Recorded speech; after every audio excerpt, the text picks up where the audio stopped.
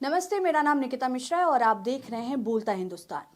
संभल हिंसा मामले में जब तत्कालीन सीओ अनुज चौधरी समेत कई पुलिसकर्मियों पर एफआईआर दर्ज करने का आदेश दिया गया तो यह फैसला कानून के पक्ष में था। आदेश देने वाले थे मुख्य न्यायिक मजिस्ट्रेट विभांशु सुधीर, लेकिन न्याय का यह साहस ज्यादा देर तक बर्दाश्त नहीं किया गया। नतीजा तुरंत तबादला, वह भी साधारण नहीं बल्कि डिमोशन के साथ। संभल के सीजीएम से सुल्तानपुर के सिविल जज बना दिया गया। अब जरा तस्वीर का दूसरा हिस्सा देखिए। किसे प्रमोशन मिला? उसी संभल में मस्जिद है या मंदिर, इसकी जांच का आदेश देने वाले सिविल जज आदित्य सिंह को उन्हें बना दिया गया संभल का नया सीजीएम चंदौसी। अब सोचिए, ये संयोग है या फिर संदेश? संदेश शायद साफ है, जो सत्ता से सवाल करेगा वह पीछे जाएगा और जो सत्ता की धुन में सुर मिलाएगा वह आगे बढ़ेगा। ये कोई पहला मामला नहीं है, ये कोई अपवाद नहीं है, यह एक पैटर्न है। सरकारें बदलती हैं लेकिन एक परंपरा जस की तस रहती है। जो अधिकारी बात नहीं सुनते उन्हें तुरंत सुना दिया जाता है और वह सुनाना तबादले की भाषा में होता है। इसी के साथ आपको ये भी बता दें कि सीजीएम विभांशु सुधीर के ट्रांसफर के खिलाफ चंदौसी कोर्ट में वकीलों ने विरोध प्रदर्शन किया, जिसमें वकीलों ने नारे लगाए, योगी जब जब डरता है पुलिस को आगे करता है। देखिए एक बार वीडियो। योगी जब जब डरता है पुलिस को आगे करता है। योगी जब जब डरता है पुलिस को आगे करता है। गुंडागर्दी नहीं चलेगी, तानाशाही नहीं चलेगी, गुंडागर्दी नहीं चलेगी, तानाशाही नहीं चलेगी। योगी जब जब डरता है पुलिस को आगे करता है। सीजीएम साहब को वापस लाओ, सीजीएम साहब को वापस लाओ, सीजीएम साहब को। तो देखा आपने वीडियो, किस तरह से वकील नारे लगा रहे थे कि योगी जब जब डरता है पुलिस को आगे करता है।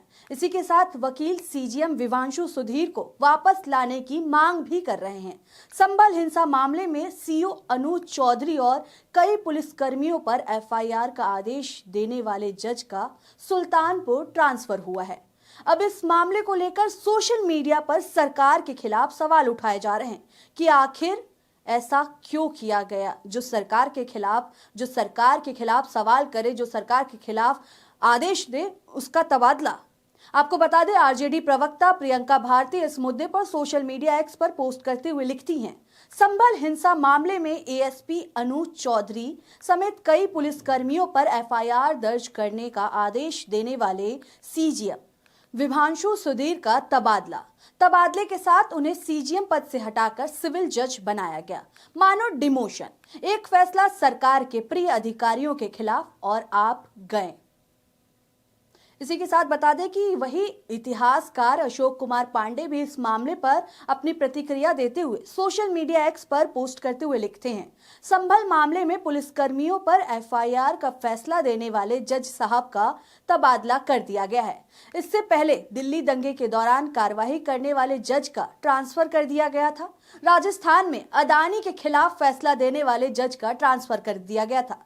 सोचिए, इतने के बावजूद अभी सिस्टम में ऐसे लोग हैं जो डर नहीं रहे हैं। आपको बता दें कि इसी के साथ लेखक लक्ष्मण यादव भी इस मुद्दे पर अपनी प्रतिक्रिया देते हुए सोशल मीडिया एक्स पर पोस्ट करते हुए लिखते हैं, सोशल मीडिया पर उपलब्ध जानकारियों के अनुसार संभल हिंसा मामले में पुलिसकर्मियों पर मुकदमा दर्ज करने का आदेश देने वाले सीजीएम का तबादला कर दिया गया है। इसके बाद वकील धरना प्रदर्शन कर रहे हैं। अब ये कोई अपवाद नहीं रहा बल्कि एक चलन बन गया है, जहां संवेदनशील और साहसी फैसलों के बाद अफसरों और जजों को ट्रांसफर या फंसाने की कोशिश की जाती है।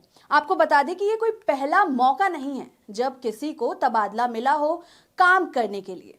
दिल्ली दंगों के मामले की सुनवाई कर रहे अतिरिक्त सत्र न्यायाधीश विनोद यादव को याद कीजिए। जब मामलों में सरकार को असहज करने वाली सुनवाई चल रही थी, तभी उन्हें विशेष सीबीआई न्यायाधीश राउज एवेन्यू कोर्ट बना दिया गया। कागजों में यह प्रमोशन था, लेकिन संदेश वही, मामले बदल दो, जगह बदल दो और उनकी जगह ले आए विशेष न्यायाधीश वीरेंद्र भट्ट को। न्याय तो चलता रहेगा, बस जज बदलते रहेंगे। राजस्थान का मामला और भी चौंकाने वाला है। जयपुर की कमर्शियल कोर्ट के जज दिनेश कुमार गुप्ता 5 जुलाई को फैसला सुनाया। अडानी समूह की अगुवाई वाली फर्म ने राजस्थान सरकार की कंपनी से परिवहन शुल्क के नाम पर 1400 करोड़ रुपए से ज्यादा कमाए। न सिर्फ 50 लाख का जुर्माना लगाया, बल्कि सरकार को आदेश दिया कि पूरे सौदे की सीएजी से जांच कराई जाए। और उसी दिन राज्य की बीजेपी सरकार ने जज को पद से हटा दिया। राजस्थान हाईकोर्ट ने उन्हें व्यावर जिले में ट्रांसफर कर दिया। फैसला सुबह, तबादला शाम। यह न्याय की गति नहीं, सत्ता की तत्परता है। सरकारें बार बार कहती हैं न्यायपालिका स्वतंत्र है, लेकिन यह स्वतंत्रता ऐसी है जैसे पिंजरे में बंद पक्षी। उड़ने की आजादी है, बस पिंजरे के भीतर। सवाल ये नहीं है कि तबादला हुआ या नहीं, सवाल ये है कि कब, क्यों और किसे। क्या हमेशा वही जज तबादले का शिकार होते हैं जो पुलिस पर सवाल उठाते हैं, जो कॉरपोरेट ताकतों को कटघरे में खड़ा करते हैं, जो सरकार को आईना दिखाते हैं? और क्या हमेशा वही आगे बढ़ते हैं जो धार्मिक विवादों को हवा देते हैं, जो सत्ता की भाषा बोलते हैं, जो असली सवालों से ध्यान भटकाते हैं? संभल का मामला हो, दिल्ली दंगे हो या राजस्थान का कॉरपोरेट फैसला, हर जगह एक ही कहानी है। न्यायपालिका को जिंदा तो रखा जा रहा है, लेकिन उसकी रीढ़ धीरे धीरे निकाली जा रही है। तो सवाल उठता है, क्या भारत में न्यायपालिका को सच में जिंदा रखा जा रहा है या सिर्फ उसकी सांसें चल रही हैं? क्या न्यायपालिका खुद न्याय की तलाश में है या वह भी अब सर्विस कंडीशन और पोस्टिंग के बीच उलझ गई है? आज हालात ऐसे हैं कि जज फैसले से पहले नहीं, फैसले के बाद अपने तबादले का अनुमान लगाने लगते हैं। यह लोकतंत्र के लिए सबसे खतरनाक स्थिति है, क्योंकि जिस दिन न्यायाधीश डरने लगे उस दिन कानून किताब बन जाता है और इंसाफ सिर्फ भाषण। सरकार से सवाल है, अगर जज कानून के मुताबिक फैसले करेंगे तो क्या उन्हें सजा मिलेगी? अगर पुलिस पर एफआईआर का आदेश देना अपराध है तो अदालतें क्यों हैं? अगर कॉर्पोरेट जवाबदेही मांगना गुनाह है तो सीएजी और कोर्ट किस लिए है?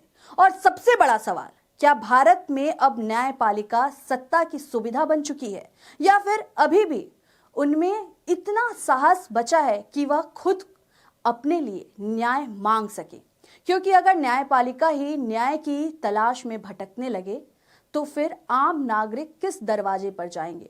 तो फिर इतिहास ये नहीं पूछेगा कि जज का तबादला क्यों हुआ, इतिहास ये पूछेगा कि जब न्याय कमजोर किया जा रहा था तब लोकतंत्र चुप क्यों था। फिलहाल इस खबर में इतना ही है। आपको क्या लगता है इस पूरी खबर पर, और आपको क्या लगता है सीजीआई के तबादले पर? आपकी क्या राय है? आप अपनी राय हमें कमेंट करके जरूर बताएं। तब तक के लिए देखते रहें बोलता है हिंदुस्तान। धन्यवाद।